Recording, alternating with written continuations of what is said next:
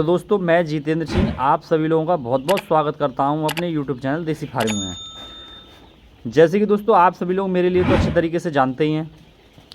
आपने इससे पहले वाली वीडियो में देखा होगा मेरे पास कड़कनाथ और सोनाली का चिक्स पड़ा हुआ था।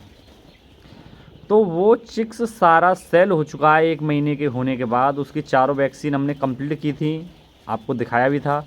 और इसके बाद जो चिक्स था अपने पास वो सेल हो चुका है पूरा।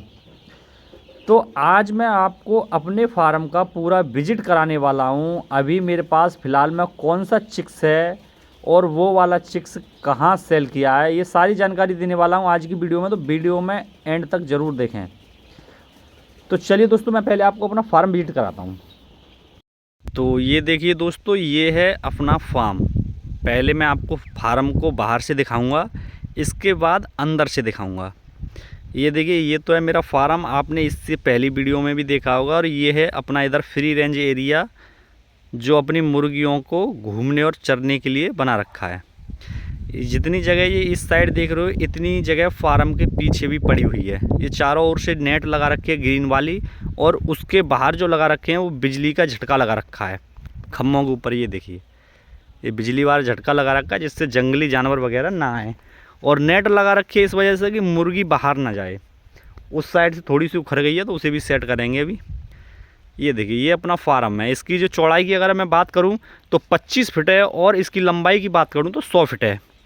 जो कड़कनाथ का जो बच्चा था उसे बड़े वाले डिंकर और फीडर लगा रखे थे, बच्चा सारा बिक चुका है। तो ये अभी निकाल के बाहर डाल दिए हैं।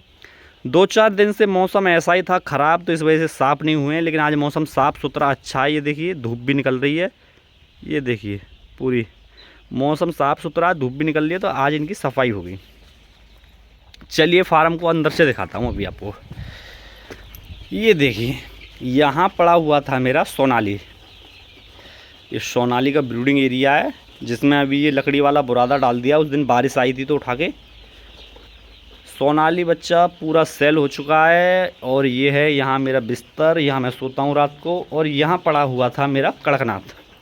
ये देखिए, यहाँ पड़ा था कड़कनाथ, तो वो भी ख़त्म है। अब कड़कनाथ और सोनाली बिक चुका है।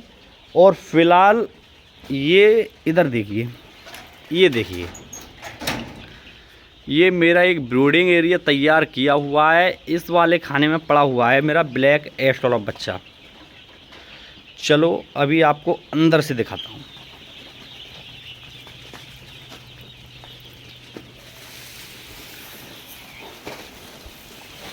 ये वाला जो एक साइड का जो ब्रीडिंग एरिया है ये मैंने खाली रखा हुआ है, क्योंकि इसमें अभी बच्चा डालूंगा। अभी नहीं, थोड़ा टाइम के बाद, कुछ दिन के बाद इसमें बच्चा पड़ेगा। और ये देखिए, अभी आपको ये देखिए, ये देखिए, ये भैया ब्लैक एस्ट्रोलॉप। ये ऑस्ट्रेलिया का बर्ड है। और इस बर्ड की क्वालिटी देख सकते हो। अभी जो बच्चा है अपने पास, इसे आज 9 दिन हो चुके हैं। 9 दिन का बच्चा है। इसकी एक वैक्सीन हो चुकी है लसोटा की प्लेन वाली, और बाकी जो वैक्सीन है वो अभी करेंगे हम। ये देखिए, ये अपना एक गैस ब्रूडर टंगा हुआ है इसमें। इसके बाद एक वो अपना भट्टी लगी हुई है, और एक ये अपनी भट्टी लगी हुई है। ये देखिए, क्योंकि ठंड का टाइम है, 2-3 दिन मौसम भी ख़राब रहे हैं, बारिश भी पड़ी है। तो इस वजह से हीटिंग का और टेम्परेचर का हम पूरा ध्यान रखते हैं, जिससे बच्चे की मोर्टलिटी ना हो। अभी बच्चा देखिए कुछ दाना खा रहा है, ये देखिए, और बाकी कुछ बच्चा आराम कर रहा है। ये देखिए, ये बच्चा अभी खाना खा के और आराम कर रहा है। ये होती है ब्लैक एस्ट्रोलॉप की असली पहचान। ये देख लीजिए, ब्लैक एस्ट्रोलॉप का बच्चा नीचे सफ़ेद रहता है और ऊपर ब्लैक, लेकिन 1 महीने के बाद ये ब्लैक हो जाएगा पूरा। इसके जो सर का ताज रहेगा वो निकलेगा ओनली लाल। ये देखिए, चलिए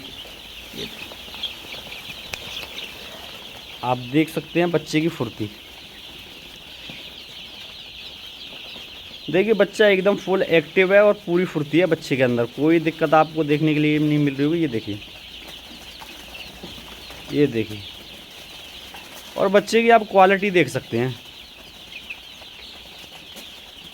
चलिए, ये तो हो गया अपना ब्लैक एस्ट्रोलॉप। ये देखिए, कुछ बच्चा ऊपर बैठा हुआ है इसमें।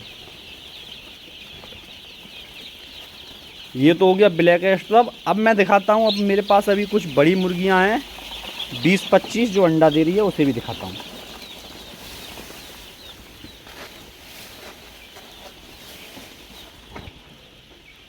ये देखिए,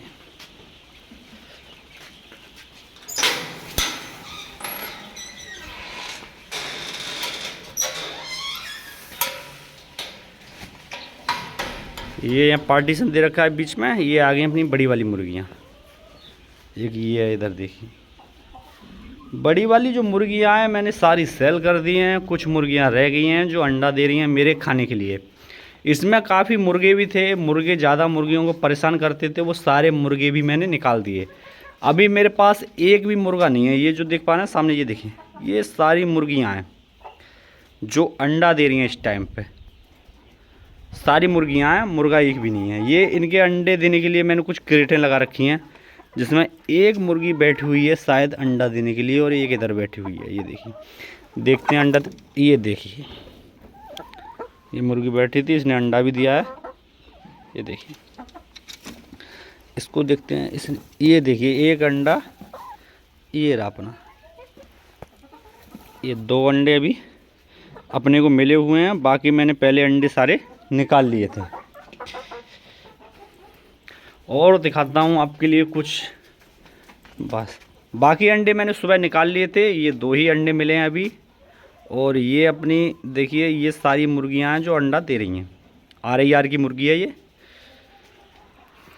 तो चलिए दोस्तों, अगली वीडियो में आपको ब्लैक एस्ट्रोप का रख रखाव देखभाल बताने वाला हूँ, किस तरह से करते हैं, किस तरीके से बर्ड के लिए रखते हैं, और बर्ड की खासियत भी बताने वाला हूँ ब्लैक एस्ट्रोप की।